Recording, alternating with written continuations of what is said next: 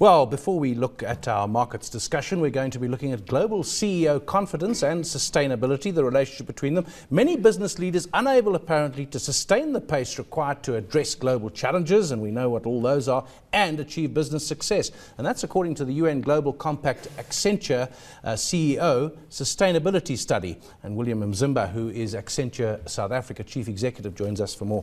Morning, William. One of those big picture surveys, what's it telling us globally? Good morning. I think globally what it's telling us is that sustainability is important. Many global CEOs agree to that fact that sustainability is important. But at the same time, what is worrying is that what we had seen 3 years ago as people thinking that sustainability is going to get to the peak, we are starting to hear them talking about they have plateaued in terms of lots of talk, less action taking place. What does that mean with sustainability? Now we've reached a peak in sustainability. We can't be sustainable anymore. We can't pay attention to all the areas of sustainability in the business. No, not really. It's not about it's reached a peak because people can't do further things about it. It's really just reached a peak because the pace at which people were hoping that businesses are going to adopt and incorporate sustainability in their strategies and act upon the need for them to conduct business in a sustainable way, the pace at which that has been happening has slowed down. And there are various reasons for that. One of those is because of the slowdown in the growth of major economies. And the second point is that what businesses are saying is that they are talking quite well about the issue and the need for sustainability, but the actions are not concomitant to the speak that is happening in many economies. William, when you take a look at the African continent and African leaders, African chief executives of African countries, what are the differences that you're finding compared to other developed nations there? Well, you see, the interesting thing is that there is a common theme in the developing and the developed world in terms of the importance of sustainability. The difference is the pace at which people are agreeing in terms of what has to be done.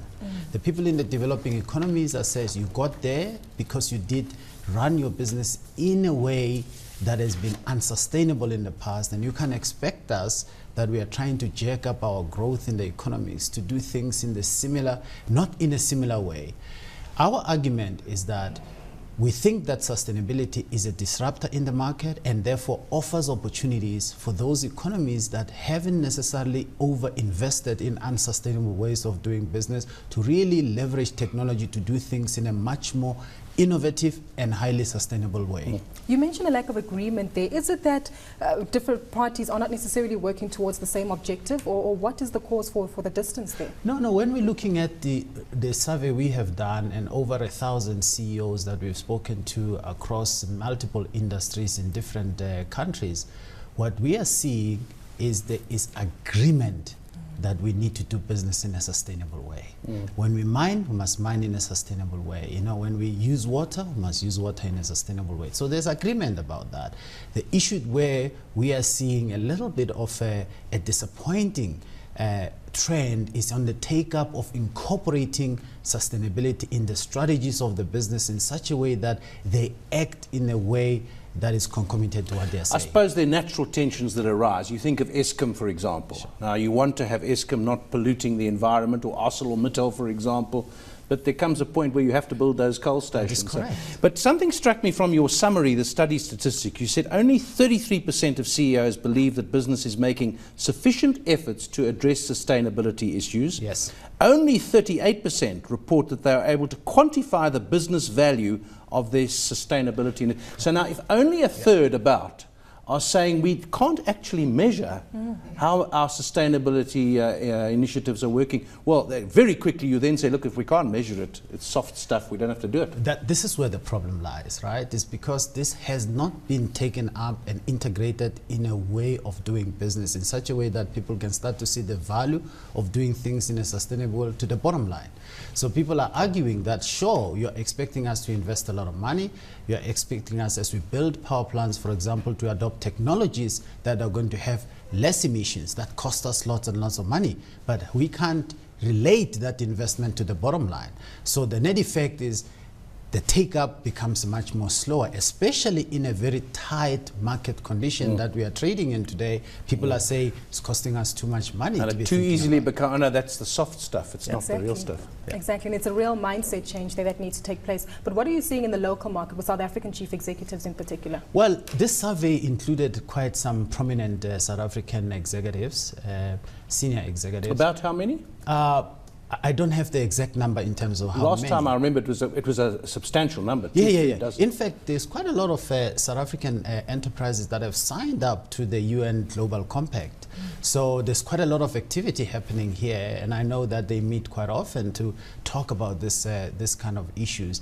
And we believe, specifically for us, if you look at what the UN Global Compact is asking people to do, is that there are 10 principles. One of those has got to do with labor, that we have to do things in a way that is more responsible socially and otherwise. And you know our challenges today in this country, that we are in the silly season where there's lots of labor unrest. And in fact, the biggest challenge we have is sustainability around labor in this country. We have to deal with that, and our chief executives are very much attuned to the issues. I suppose it would be interesting to have a similar survey of trade union leaders around the world and see how much they feel, what they feel about sustainability, and if they feel they should contribute. Well, actually, think about it this way. The UN Global Compact, one of the principles says that companies and corporations should allow workers to freely be able to associate and to be able to bargain in a collective way. So it is asking organizations to be able to recognize the existence of unions, and therefore, obviously, by recognizing the existence of union, it's calling upon the unions to be more responsive and also to be able to contribute in a way that businesses can exist in a sustainable way. Yeah. Fascinating stuff. William, thank you so much for your time today. It's been a pleasure speaking to you. Thank That you. was William Mzimba, Accenture SA Chief Executive. Well,